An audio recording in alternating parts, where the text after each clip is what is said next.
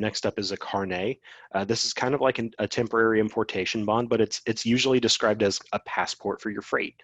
So if you have, let's say, trade show goods, and they're out of Argentina, Argentina would actually, I think Argentina does not participate in that program, so I'm not going to use them as an example. Let's use India.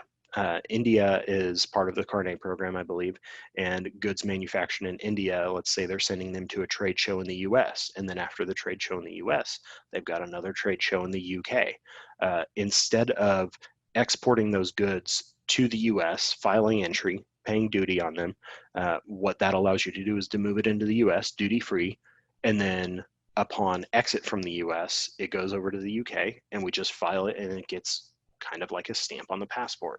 There's more paperwork involved to it, obviously, but that's kind of the general idea of what a carnet is. So obviously, as you can see, the type of entry is determined by the commodity and what the goal is of the shipment. Is the goal for it to end up in the US? Is it coming to the US for remanufacture? That's just a bunch of things to take into account if you're bringing something into the country.